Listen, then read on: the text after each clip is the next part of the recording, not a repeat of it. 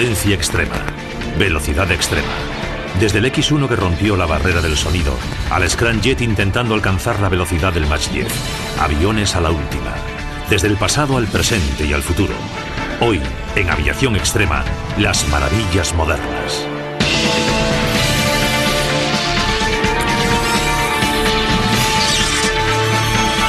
Las maravillas modernas.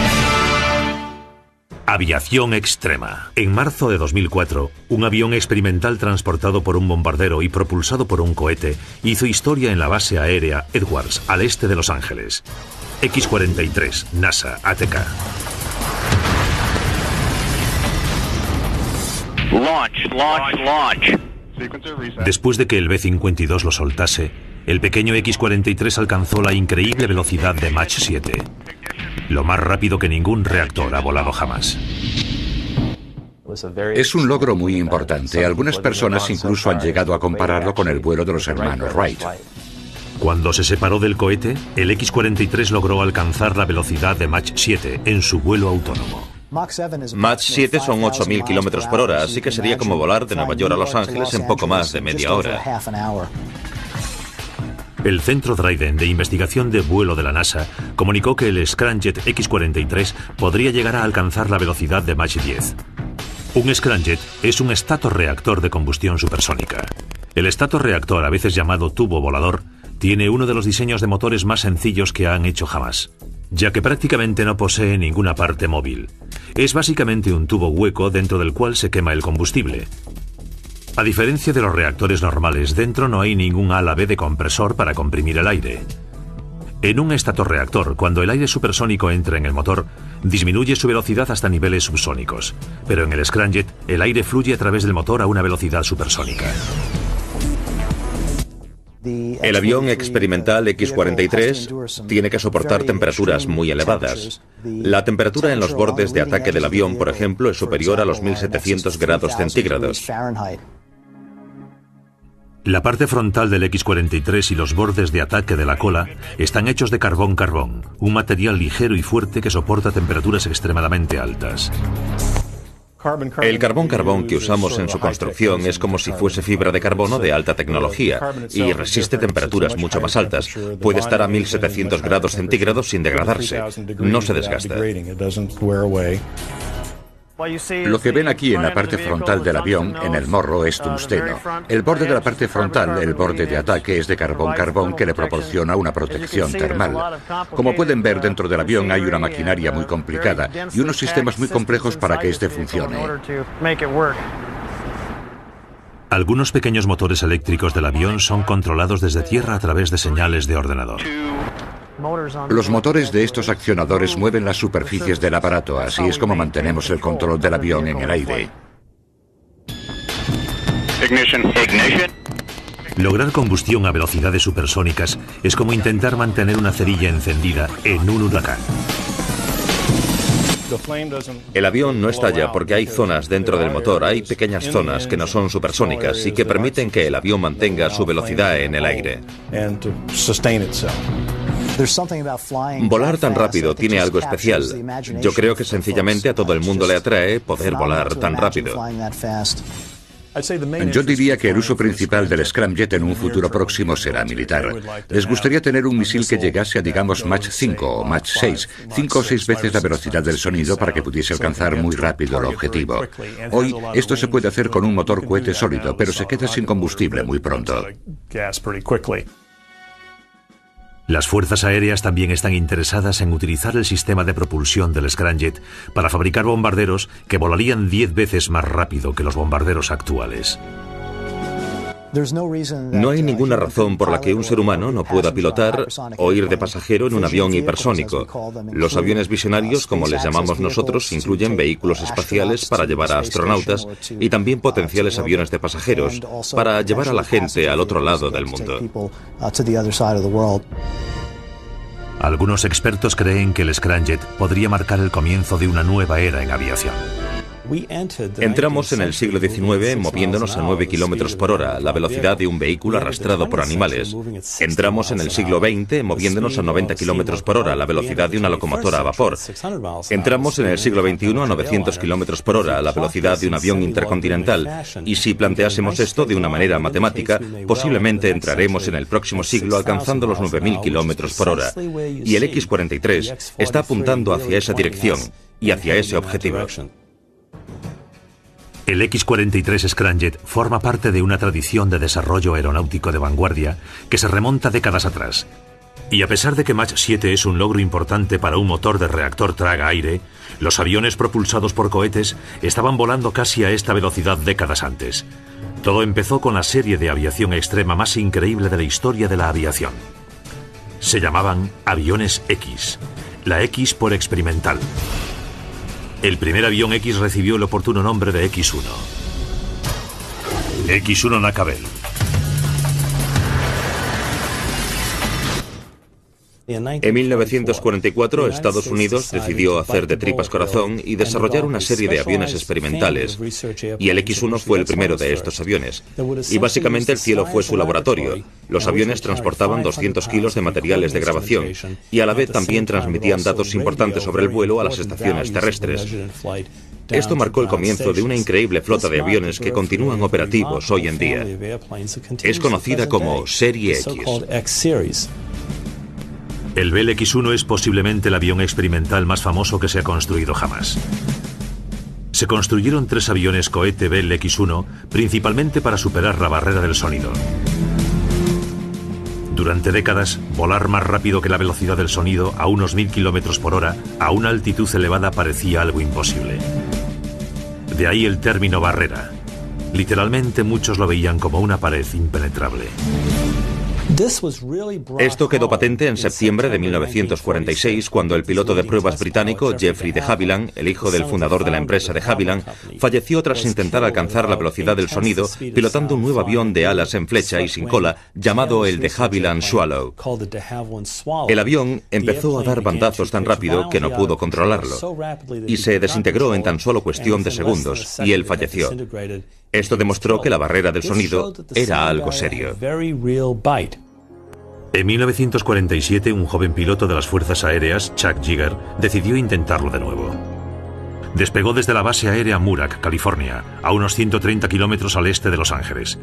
Ahora se conoce como la base aérea Edwards. Robert Cardenas, otro joven piloto militar, era el oficial al mando del programa del X-1 y fue quien pilotó el bombardero que transportó al X-1. En el Instituto Tecnológico de California tuve un profesor que había estado en Murak aquel día. Había un montón de gente que nos aconsejaba y nos decía que, bueno, ya sabes, que habían visto aviones explotar en el aire, que no se sabía si era por el calor o qué, pero que había una especie de barrera ultrasónica ahí fuera que puede desintegrar o derretir el avión. Los pilotos de pruebas y los ingenieros escucharon a los expertos y luego se pusieron manos a la obra. A finales de 1946, el piloto de pruebas Chalmers Goddard realizó su primer vuelo propulsado en un avión X-1. Pero será Chuck Yeager en el avión cohete X-1 quien 10 meses más tarde conseguirá alcanzar la velocidad supersónica. Chuck era un ser humano, pero cuando se metía en el avión y cerraba la compuerta, se convertía en otra parte más de la máquina. En mi libro no es humano, es parte del conjunto, forma parte de la maquinaria. El hombre y la máquina finalmente rompieron la barrera del sonido en octubre de 1947. Los que lo observaban desde la Tierra oyeron el estampido supersónico.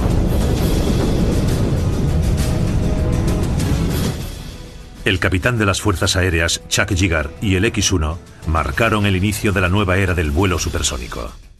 Charles era el X-1 y punto. No sé si alguien más lo hubiera podido conseguir. La alta velocidad del aire se calcula en números Mach, utilizando una fórmula que lleva el nombre del físico australiano Ernst Mach.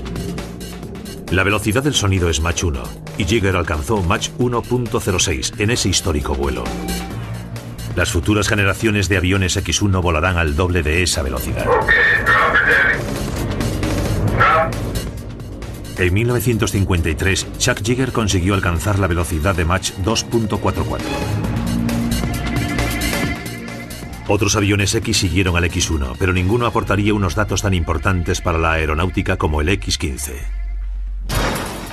X-15 NASA, Norteamérica. El avión cohete tripulado hizo 199 vuelos desde 1963 a 1967. Estos aviones alcanzaron velocidades más allá de lo supersónico y marcaron el inicio del vuelo hipersónico con velocidades superiores a Mach 5. Teníamos un motor de cohete que pesaba 26.000 kilos y era muy potente y totalmente único. Y resultaba muy difícil idear un sistema de propulsión fiable, pero una vez lo conseguimos, este avión batió enseguida todos los récords de velocidad y altitud. Despegó y nos dejó a todos sin habla. Alcanzó velocidades de vuelo de Mach 4, Mach 5 y Mach 6. Sus aviones cohete como el X-1 y el X-15 supusieron un auténtico avance en lo que a límites de velocidad se refiere. Abrieron el camino para la creación de un nuevo avión secreto que hoy sigue suscitando gran admiración. El SR-71 Blackbeard. Bajo un velo de secretismo, dos aviones espías americanos, el U-2 y el SR-71 Blackbeard, dejaron su huella en la historia durante la Guerra Fría. El U-2 fue el primero en realizar operaciones en 1956. U-2 Lockheed.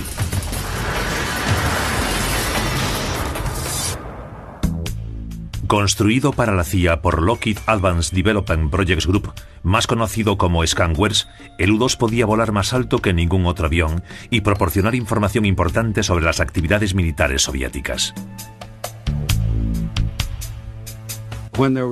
Cuando les preocupaba que la Unión Soviética estuviese haciéndose con una flota de bombarderos o uniendo sus fuerzas para atacar Europa Occidental o cualquier otra cosa que pudieran estar planeando, no tenían forma de penetrar el telón de acero, pero sí de sobrevolarlo. Para poder realizar operaciones a 22.000 metros o más, el motor a reacción del U-2 tenía que ser prácticamente construido a mano, con tolerancias mucho menores para evitar las pérdidas de presión del aire en altitudes elevadas. Los pilotos del U-2 realizaban largas misiones transatlánticas de noche, volaban solos bajo las estrellas y recopilaban información que ayudó a mejorar drásticamente la capacidad de los americanos para controlar la amenaza soviética. El U-2 trajo imágenes realmente sorprendentes. Había imágenes que mostraban a los aviones de guerra soviéticos realizando maniobras, dando vueltas fuera de control y cayéndose al suelo. Otras mostraban aviones intentando ganar altitud desesperadamente. Está claro que sabían que estábamos allí, pero se sentían frustrados por no ser capaces de alcanzarnos con sus aviones. Las alas amplias y rectas del U-2 otorgaban al avión las características de un planeador. Y volaban tan alto que aunque los militares soviéticos lo detectasen, no podían llegar hasta él con bombarderos o misiles, o eso era lo que ellos creían hasta el 1 de mayo de 1960. Ese día, Francis Gary Powers fue alcanzado por misiles soviéticos mientras sacaba fotos a 20.000 metros. Powers consiguió salir del avión, pero los soviéticos lo arrestaron por espionaje. Este incidente afectó a las relaciones entre Estados Unidos y la Unión Soviética. Powers fue puesto en libertad 2 años después. Hoy en día las labores de reconocimiento en altitudes elevadas son realizadas principalmente por satélites. Pero la versión moderna del U-2 ha proporcionado información sobre los campos de batalla en Bosnia, Kosovo, Afganistán e Irak. También está siendo utilizado para proyectos de investigación por la NASA y otras agencias civiles. Nos dedicamos a cuidar el medio ambiente. La NASA lleva haciéndolo 30 años o más, y eso implica sobrevolar bosques en busca de incendios, desiertos, y entrar en el Ártico para comprobar el estado de la capa de ozono. La NASA fue la primera en descubrirla. Volamos con una variante del U-2 y tenemos 2 que usamos para volar por todo el mundo en diferentes misiones de este tipo. A pesar de lo efectivo y furtivo que era el U-2, no era suficiente para suplir las labores de reconocimiento de Estados Unidos en plena Guerra Fría. Una vez más, Lockheed Skywers, dirigida por el legendario Kelly Johnson, estaba a punto de crear algo mejor. Y en 1962 se superaron a sí mismos. SR-71 Lockheed.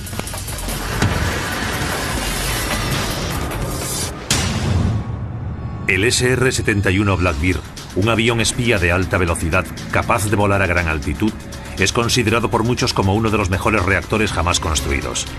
El Blackbird podía volar más alto y más rápido que cualquier otro reactor en producción. Y hoy en día sigue siendo así. Sabía que este avión iba a ser el más rápido del mundo. Lo que no sabía era que seguiría siendo el más rápido 40 años más tarde. Pero recuerdo que en los 60 Kelly solía decir: nadie conseguirá crear un avión con un mejor rendimiento antes del año 2000. Y en esa época recuerdo que yo pensé, bueno, espero seguir vivo en el año 2000 para poder ver si está en lo cierto. Porque antes de que apareciese este avión, cada 1 o 2 años, alguien en alguna parte producía un avión más rápido. Como con el U-2, la CIA, no las fuerzas aéreas, fueron los que inicialmente se interesaron por el avión. La primera versión recibió el nombre de A-12. Realizó su primer vuelo en la primavera de 1963. Para poder soportar el calor generado por velocidades superiores a Mach 3, el A-12 tenía que ser diseñado desde el principio con nueva tecnología y materiales. Era un avión que soportaba a 425 grados centígrados. Algunos aviones soportan temperaturas más elevadas, pero otros menos. Un horno autolimpiante está a unos 218 grados centígrados y un soldador en torno a los 280. El esqueleto del avión era de titanio y de aleaciones de titanio, y todo el fuselaje y las alas estaban recubiertas de una pintura negra para ayudar a disipar el calor. Debido a que la superficie del avión fue diseñada para expandirse con el calor durante el vuelo, el avión filtraba una gran cantidad de combustible cuando se hallaba en tierra. Esto hacía que el avión aumentase su longitud un par de centímetros. Esta es la palanca de la secuencia de eyección. Cuando estás volando, la cubierta de la cabina está cerrada. Y si quieres salir del avión, tienes que tirar de esta palanca de aquí. Lo primero que sucede es que la cubierta de la cabina desaparece y sales disparado y te das la vuelta así. Te vas hacia este lado y se despliega un paracaídas, un pequeño paracaídas. Puede que te quedes sin respiración, pero al menos consigues salvar tu vida. Cuando estás cayendo puede que estés inconsciente y cuando llegas a los 4.500 metros desaparece el paracaídas pequeño y sale uno de 10 metros.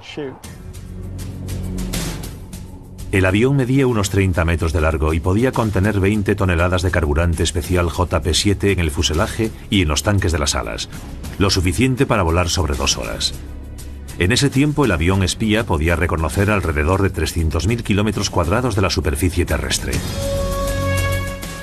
El moderno monoplaza de la CIA, el A-12, voló por primera vez en 1962, y la versión biplaza de las Fuerzas Aéreas, el SR-71, en 1964. Ambos aviones eran casi idénticos y podían volar a velocidades superiores a Mach 3, a 25.000 metros de altura. La CIA siguió utilizando los A-12 hasta que en 1968 los Blackbird de la base aérea Edwards volvieron a retomar sus labores de reconocimiento. No solo era el avión más rápido y que volaba a más altitud de la época, sino que fue el pionero de lo que ahora se llama tecnología furtiva, la capacidad para evitar la detección por radar. El avión tiene una forma extraña, unos ángulos bastante marcados y la cola doblada hacia adentro. Lo hicieron así, no porque lo hubiesen calculado desde el principio, sino por pura intuición, porque al realizar las pruebas con los radares, en algo así como un túnel de viento, pero para radares, fueron probando diferentes formas, y básicamente cuando lo veías en el radar a una velocidad de Mach 3, desaparecía enseguida. Pero ahora el Blackbird ya no se utiliza. En 1990 las fuerzas aéreas decidieron que los satélites podían hacer mejor el trabajo. En 1995, 2 de los Blackbirds fueron temporalmente reactivados. Antes de que existiese el SR-71 Blackbird, un avión de aspecto incluso más futurista estaba siendo probado en Murak. Y era mucho más adelantado a su tiempo, ya que pasarán décadas antes de que la tecnología aeronáutica lo alcance. Su nombre, ala volante, describe el aspecto de 2 de los bombarderos más futuristas de Estados Unidos. Uno del pasado, B-49 Northrop.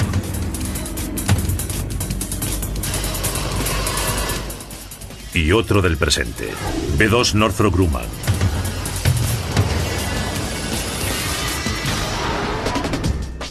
A pesar de que hay casi medio siglo de diferencia entre ellos, tienen exactamente la misma envergadura de ala y fueron desarrollados por la misma empresa. Este original bombardero de la empresa Northrop realizó su primer vuelo en 1946. Su homólogo contemporáneo, el B-2, realizó su primer vuelo en 1989 y a partir de ese momento seguirá volando durante décadas. Jack Northrop diseñó estos aviones sin cola, eliminando el fuselaje estándar y la cola propia de la mayoría de los aviones. Northrop era un auténtico maestro del diseño aeronáutico. Fue el más destacado del período de entreguerras de Estados Unidos, no solo por el diseño de los aviones sin cola, sino porque utilizó los avances tecnológicos en aerodinámica de alta velocidad y fuselado y lo unió todo. Northrop decidió que el siguiente paso lógico era una simple ala volante. Esto se convirtió en casi una obsesión para él. En 1941, Northrop fue contratada para desarrollar y construir un ala volante, el bombardero XB-35, capaz de transportar una carga de más de 23.000 kilos de bombas con un radio de acción de 12.000 kilómetros. La Segunda Guerra Mundial ya había terminado cuando el XB-35 realizó su primer vuelo en 1946, propulsado por 4 motores de pistón. Al año siguiente, otra ala volante, el IB-49 con sus 8 motores, realizó su primer vuelo. El comandante de las Fuerzas Aéreas, Robert Cárdenas, que había estado a cargo del proyecto del X-1, fue el primer piloto de pruebas del IB-49. Debido a las características poco comunes del avión, Cárdenas casi muere al intentar entrar en pérdida durante la prueba. Cuando disminuyes la velocidad, hay un punto en el que la corriente de aire que circula por encima del ala no te eleva y el avión deja de volar. Así que el avión se empezó a mover con fuerza, pero yo estaba esperando a que subiese, y en vez de eso se puso a dar bandazos y se fue hacia atrás. Empezó a tambalearse hacia atrás. Entonces decidí accionar el estrangulador en la parte izquierda. Aunque tambaleándose empezó a subir, hizo como un giro invertido y yo pude salir vivo de esa. A pesar de que Northrop insistía que era imposible que el ala volante se cayese, Cárdenas sabía que podía pasar y advirtió a su buen amigo Glenn Edwards, otro piloto de pruebas del problema. En 1948 el capitán Edwards falleció en un trágico accidente, demostrando así que Cárdenas tenía razón. Edwards estaba probando el ala volante cuando se estrelló por causas desconocidas, dando muerte a los 5 miembros de su tripulación. Creo que estaban realizando maniobras de entrada en pérdida y quizás las hicieron a una velocidad un poco más alta que yo. Porque en esa primera sacudida en la que el avión se va hacia atrás, todo el peso se carga en el ala. Y es mucho peso. Ese fue el problema. Las alas se rompieron antes que los motores del avión. Las últimas anotaciones que Edwards hizo en su libreta indican que pudo haber puesto el avión en pérdida, a pesar de lo que le había aconsejado Cárdenas. Entre las cosas que se encontraron en el avión había un bloc de notas que decía maniobras de entrada en pérdida. Tras el accidente, la base aérea Murak nunca volvería a ser la misma. Le cambiaron el nombre por el de Base Aérea Edwards, en honor al amigo de Cárdenas, un magnífico piloto de pruebas. A pesar de los graves problemas con el avión, el programa del IB-49 siguió en marcha, aunque Cárdenas no las tenía todas consigo. Yo no quería que comprasen el avión. En 1949, uno de estos aviones batió un nuevo récord transcontinental cuando el comandante Cárdenas pilotó el ala volante desde Murak hasta la base aérea Andrews, cerca de Washington, en 4 horas y 20 minutos. El presidente Truman estuvo presente y se quedó totalmente impresionado. Truman vino a la cabina de mando y se puso a mirarlo todo. Era un tío con bastante mal humor y me habló en un lenguaje bastante más coloquial que el que voy a utilizar yo ahora. Dijo que el avión iba muy bien y que quería comprar unos cuantos. Yo me mordí la lengua. Luego en tierra firme se dirigió al jefe de las Fuerzas Aéreas y le dijo: ¿por qué no le dices a este mocoso que vuele este avión por toda la avenida Pensilvania? Quería que la gente viera lo que iba a comprar, así que volé más despacio, a unos 500 kilómetros por hora. Pero nunca me había percatado de la cantidad de árboles que hay en Washington. Es una selva. Cuando sobrevolaba la avenida me perdía entre tantos árboles y de repente miré hacia arriba y vi que tenía el Capitolio justo encima, así que tuve que elevar rápidamente el avión para no darme con él. Y alguien que estaba abajo en las escaleras sacó esta foto mientras yo sobrevolaba el edificio. El desafortunado viaje de vuelta a Murak ayudará a poner fin al problemático proyecto del ala volante. Durante el vuelo se incendiaron 6 de los 8 motores del bombardero, obligando a realizar un aterrizaje de emergencia en Winslow, Arizona. Más tarde, ese mismo año, las fuerzas aéreas cancelaron su pedido de 30 de estos bombarderos.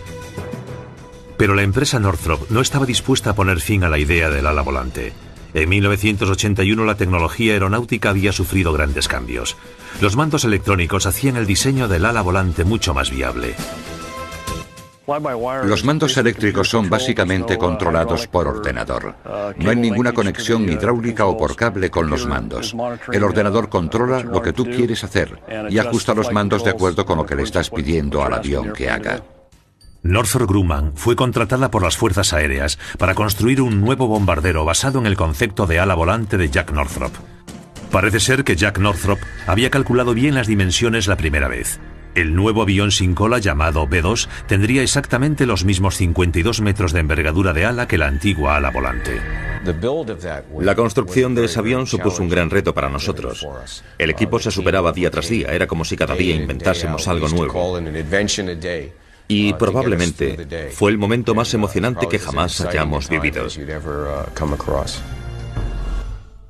Es un avión muy avanzado y complejo, es muy inteligente. Cuando tiene todo en su sitio, no puedes hacer nada que no tengas que hacer porque el avión te lo dirá. Jack Northrop, que estaba pendiente de estos aviones y muy interesado en sus vuelos, se enteró poco antes de morir de la existencia del programa del B-2 y se emocionó mucho.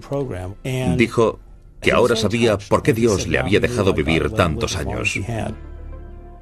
El bombardero B-2 fue presentado al público por primera vez en 1988 cuando lo sacaron de su hangar en la planta 42 de la base de las Fuerzas Aéreas. Para muchos este avión significaba la culminación del diseño del ala volante en un bombardero de éxito. Para mí fue un homenaje a la muerte de Glenn. Mi trabajo y su muerte no fueron en vano. Al final conseguimos lograr algo. Nosotros lo probamos y finalmente consiguieron hacer funcionar este tipo de sistema. El primer vuelo del B-2 se produjo al año siguiente con el piloto de pruebas Bruce Hines en los mandos. Hablé con Bruce Hines antes de que iniciase el vuelo de prueba. Le dije que se trataba de un avión diferente. Le dije, Bruce, no entres en pérdida. Así que, después de volarlo, le dije, Bruce, ¿entraste en pérdida? Y me dijo, Bob, el maldito avión no te deja. No te deja que entres en pérdida. Los B-2 de Bruce fueron enviados a las Fuerzas Aéreas en 1993. Eran bombarderos de 21 metros de longitud propulsados por 4 motores a reacción y tripulados por 2 pilotos. Estaban diseñados para transportar 18.000 kilos de bombas convencionales o nucleares y volar a 15.000 metros de altitud. Los B-2 son subsónicos, lo que significa que su velocidad máxima es justo por debajo de la velocidad del sonido.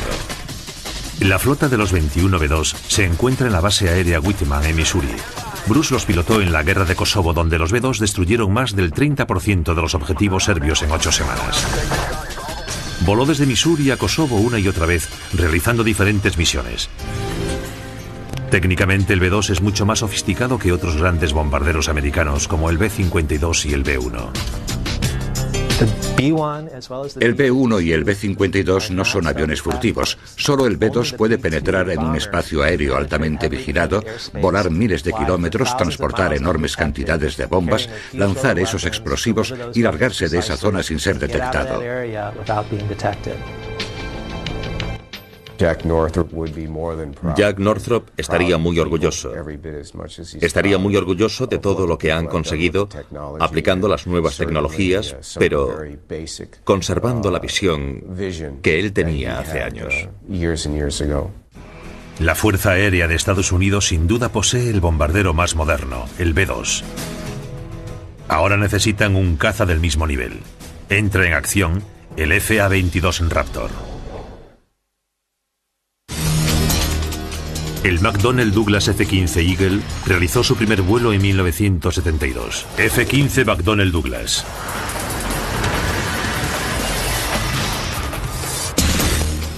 y reinó durante décadas como el mejor caza de superioridad aérea del mundo. Pero el nuevo FA-22 Raptor probablemente pondrá fin a ese reinado. FA-22 Lockheed Martin Boeing. Ambos, el F-15 y el Raptor, vuelan y se elevan más rápido que los reactores convencionales. Esto les permite dominar las batallas aire-aire con los aviones enemigos, lo que significa que pueden mantenerlos alejados. Por eso se llaman cazas de superioridad aérea. El objetivo de la fabricación de un caza es asegurarse de que pueda dominar totalmente al enemigo. El F-15, por ejemplo, se convirtió en el mejor avión de combate de Estados Unidos.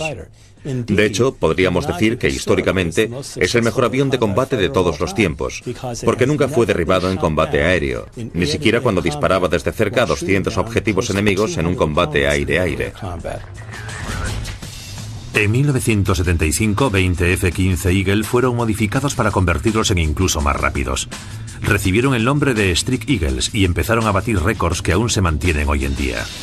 Pero se espera que el nuevo FA-22 Raptor supere estos récords dando un nuevo significado al término superioridad aérea. El F-15 es un avión bastante viejo. Si echamos un vistazo a nuestros aviones de combate actuales, nos damos cuenta de que si fuesen automóviles tendrían matrículas de coches clásicos. Tras un programa de pruebas y verificaciones de 4 años y medio de duración, el equipo Lockheed Martin y Boeing ganó en 1991 el concurso para construir la siguiente generación de cazas de superioridad aérea para reemplazar a la antigua flota de los F-15. Sacaron partido de un gran número de avances tecnológicos que permitían que el piloto viese al enemigo, le disparase y fuese el primero en matar mientras estaba literalmente abandonando el combate. Todo esto antes de que el enemigo se diera cuenta de que estaba siendo atacado. Puedes detectarlo y lanzarle un misil, y este casi estallará antes de que el piloto se dé cuenta de que estás ahí. Así que no es que no pueda detectarte, es que para cuando te detecta tú ya tienes tanta ventaja sobre él que bueno, en realidad ya no se trata ni de una competición. La nueva versión del diseño del F-22, ahora llamado Raptor, realizó su primer vuelo en 1997. Al igual que el F-15 Eagle, puede volar a Mach 2.5, pero el Raptor no puede alcanzar esa velocidad sin poscombustión, haciendo más fácil que el enemigo lo detecte. El FA-22 también es más fácil de pilotar. Un piloto que estaba intentando pilotar el FA-22 le dijo a un grupo de periodistas que antes un piloto tenía que usar el 90% de su capacidad mental solo para tomar conciencia de la situación y recoger la información de cada uno de los sensores y entender lo que le están indicando. Les dijo que en el FA-22 Raptor esa conciencia de la situación es casi instantánea, así que el piloto tiene casi toda su capacidad mental para ver cómo va a atacar a un cierto objetivo o cómo va a evadir algo. Eso ya supone una diferencia muy significativa. Otra ventaja del Raptor es que contiene un vector de empuje, un sistema que permite la expulsión de gases calientes de los motores apuntando en diferentes direcciones.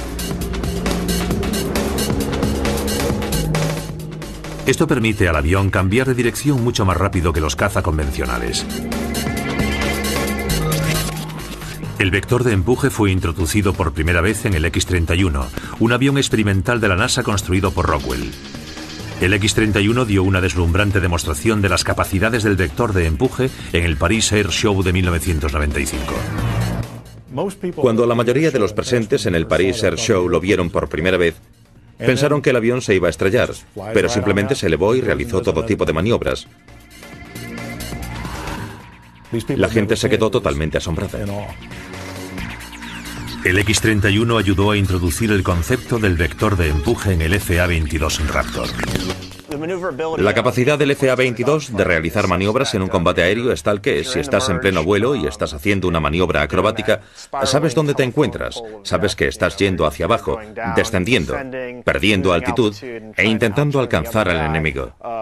El vector de empuje del FA-22 te permite apuntar con el morro del avión al enemigo y lanzar un misil y acabar enseguida con la batalla aérea.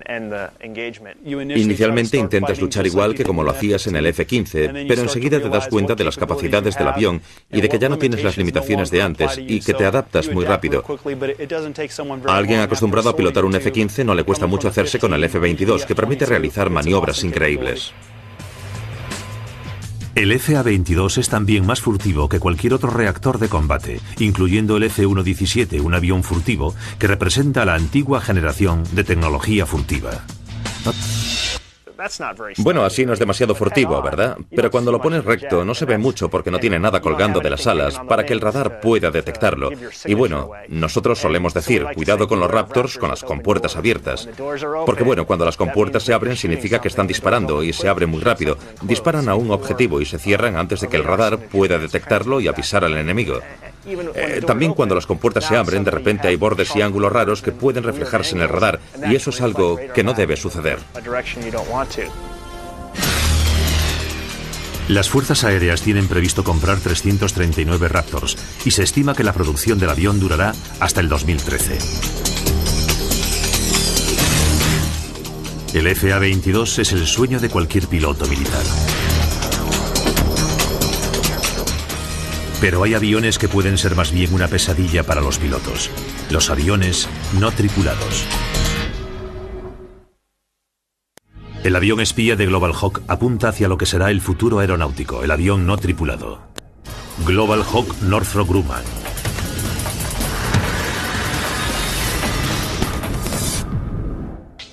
Este UAV, o avión no tripulado, fue visto por millones de personas gracias a la amplia cobertura televisiva de sus misiones de vigilancia en Afganistán e Irak. El Global Hawk puede vigilar toda una zona del tamaño de Illinois en solo 24 horas. También puede sobrevolar una zona específica, transmitiendo prácticamente a tiempo real imágenes de alta resolución a la estación terrestre de control.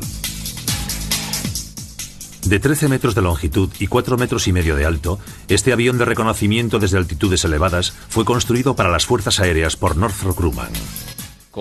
El Global Hawk es un avión autónomo. Por ejemplo, cuando el Global Hawk realizó su vuelo de demostración a Australia, despegó en California con tan solo un clic de ratón y con un plan de vuelo autónomo. Cruzó todo el Océano Pacífico y aterrizó en Australia 20 horas después. En ese momento alguien hizo otra vez clic y apagó el motor del sistema. Con un alcance de más de 22.000 kilómetros y una autonomía de vuelo de 36 horas, puede viajar a cualquier punto del planeta, llevar a cabo labores de vigilancia y volver a su base en los Estados Unidos, todo sin piloto. En noviembre de 2001, las fuerzas aéreas mandaron al Global Hawk a la guerra de Afganistán antes de lo previsto, y también lo utilizaron en la guerra de Irak.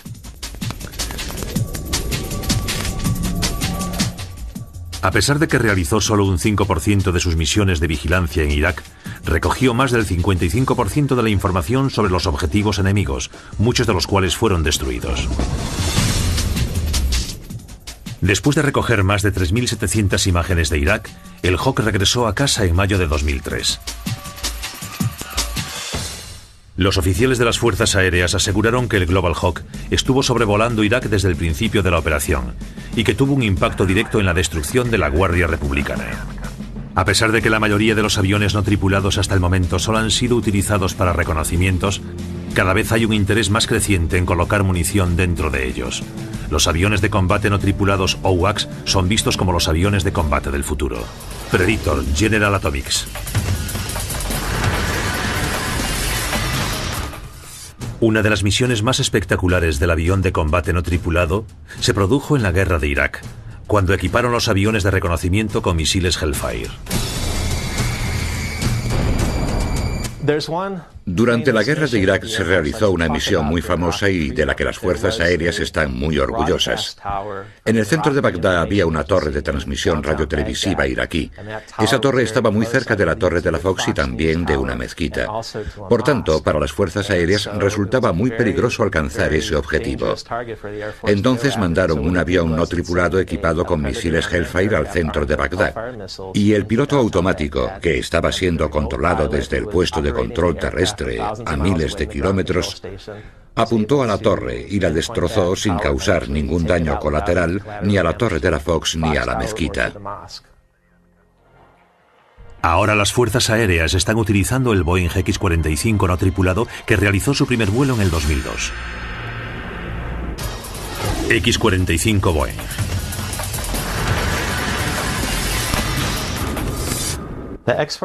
El X-45 es el primer avión no tripulado que fue diseñado exclusivamente como avión de combate. La versión más grande, el X-45C, es el precursor de los aviones no tripulados militares. Estará operativo en el año 2010. El X-45C medirá casi 12 metros de largo y tendrá una envergadura de casi 15 metros. Podrá transportar 8 bombas guiadas por GPS de 114 kilos cada una. La empresa Northrop Grumman también está probando un avión de combate no tripulado. X-47A Pegasus Northrop Grumman.